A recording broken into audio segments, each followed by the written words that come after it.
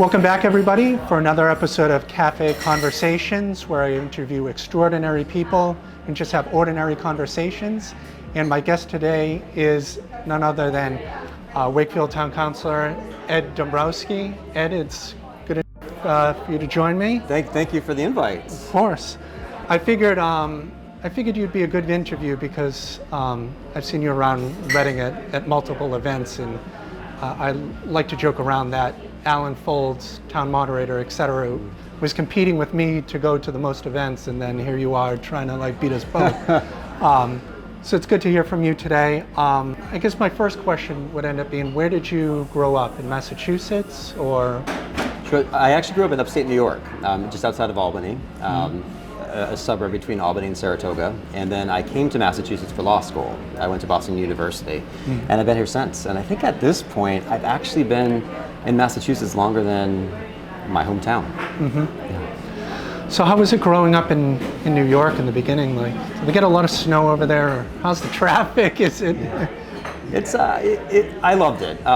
It was a great place to grow up. A lot of people assume there's a lot more snow.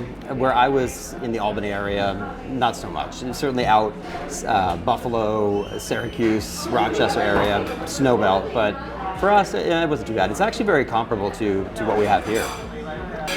What's the best advice anyone has ever given you? I think back to when I was first elected onto the town council in Wakefield, and my grandfather, who is very into politics, had asked me how things were going, and I said, I think they're okay. He said, well, are you doing the right thing? And I said, I am. And he's like, well, that's all that matters. And I think I've always kept that with me, that it's so simple, but it's so important. And so whenever I approach anything I'm doing, I'm like, am I doing the right thing here? Am I doing the most good for the most people? Yeah. And if the answer is yes, then that's my self-check, if you will. So how did you get into being a town councilor to begin with? I know you were in FinCom before, but how do you even start to get into that? Sure. I think it really started when I was reading the local newspaper. We have a daily newspaper in Wakefield, and I was reading a lot about what was going on in town, and I was interested in it. And my partner and I had moved to the town. It was actually his hometown, and we kind of almost coincidentally ended up back there. It wasn't by design necessarily. And I was really interested in what I was reading about what was happening in town. I was reading a lot about this finance committee. Didn't know a whole lot about it. So I applied, and the more I learned about it, the more interested I was in it. And then I ended up serving in that role for about 3 years. And over that time, I really got into budgeting and saw the impact that you could make at the local level with any decision you're making. And that really inspired me to want to run for, at the time, the Board of Selectmen, now known as the Town Council. Because I just saw there was an opportunity to actually make an impact. I think specifically in Wakefield, it was the downtown that really drove me to run for office, and my campaign early on was really focused on that, because I was trying to, I thought we had a real opportunity to revitalize this somewhat sleepy downtown into something more, and so that's what I ran on, that's what I've been working on since about 2018. So could you tell me something about you that you don't think most people would know? I do not like seafood. Neither do I. I only eat clam chowder, but...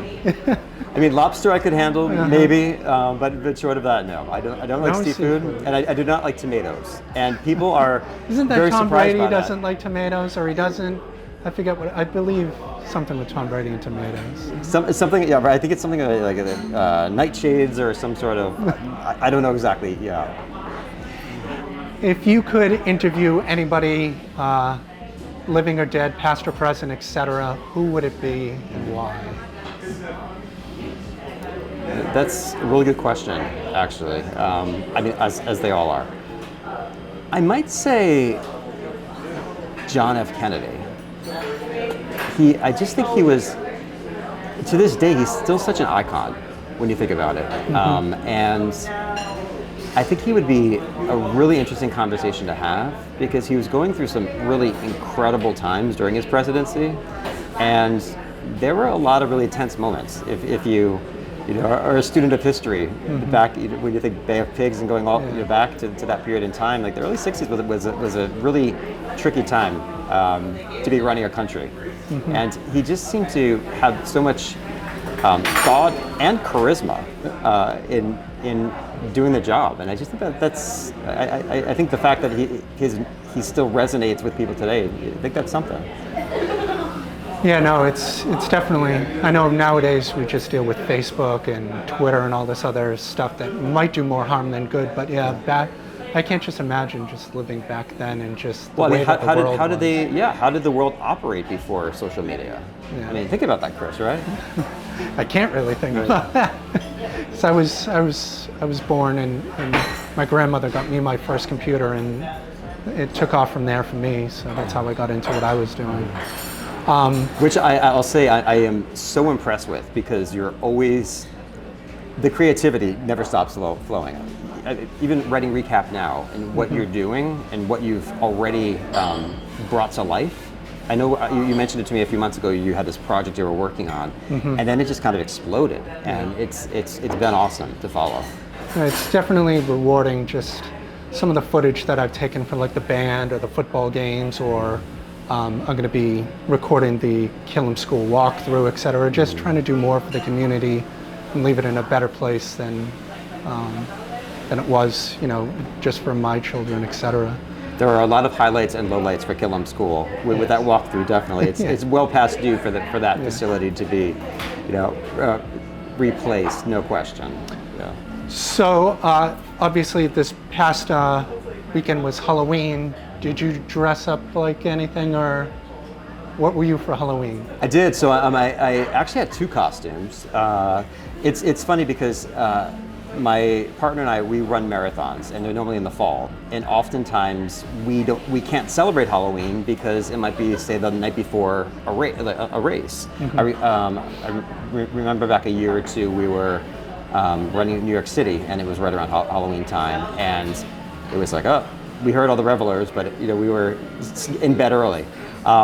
So this year, I went to a party over the weekend, and it was a vampire chic party. So I was vampire chic, whatever that means. And then on Halloween, I hosted a party at the senior center in Wakefield, and so I dressed as Elvis because I wanted to try to find some kind of iconic costume that would be recognizable. So that was a ton of fun. And then I ended up holding signs that night, right on the common here, wearing the costume. I'm like, why not, right? So have you seen Honeymoon in Vegas with Nicolas Cage? Yes. So I just picture you as one of the flying Elvises. It was a lot of fun. There's something about about Elvis. I don't know exactly, but it hits people in the right spot. Maybe he could have been your interview. JFK, then Elvis. True, exactly. So what do you like to do for fun in your downtime? Well, I have a whole lot of less downtime these days, as you could probably imagine. I love to run. As I mentioned, I run a lot of marathons, and so I'm often out running. I think that for me, it's a head clearer. It's a way to just kind of get out, get away from work and everything else going on in life. I'll listen to podcasts a lot, and just running the lake in Wakefield, or just running the neighborhoods is great. So I do a lot of running. I really like to hike. I snowboard, and most of my winter will be spent at various points, at least getting in a few runs. Snowboarding, mind you, that I learned after age 30. So that was an experience, as you can imagine. I used to snowboard also when I was a bit younger, so I can kind of relate to that. Just doesn't seem like I'd have time to actually go and do it right now. It's just, I wish. It's the sort of thing that once you're out there, you're at the top of the mountain, you're like looking around, it's just incredible. And it's like, wow, just being able to be in that place, and then obviously, going down the mountain on a snowboard just attached in, it's a pretty exhilarating feeling, yeah. My wife Amanda used to work at Killington and all that because she grew up in Vermont, so she's more adapt to all that kind of scenario, and I don't really like the cold anymore. I don't know. See, to me, I think it's a great way to enjoy winter. It's almost like you like rediscover winter with that, because you have this activity. So the doldrum of February, March suddenly becomes great snowboarding season. We'll have to get you back on the trails. Yeah, probably not, but you tried. So I guess my final question, which I've been asking everybody, is do you like bagels? I do. So in Reading, we have House of Bagels, Bagel World, and Perfectos. It's a very competitive market. Very. Do you have a favorite? I do. You do. And which would that be? I'll say that they're all great, and I support them all. And I will say, in a lot of ways, in our district, I think Reading is the bagel capital of our district. I didn't think of it that way, but absolutely. Is there bagel places in Wakefield or no? Not really. No. Not really. No. So I'm normally cross border to come over to Reading for mine. Perfect. Yeah. All right. Well, thank you everybody for watching another episode of Café Conversations, where I interview extraordinary people and just have ordinary conversations. And this one was Ed Dombroski. So Ed, thank you. I appreciate your time and wish you the best. Thank you, Chris. Thank you. I appreciate it. All right.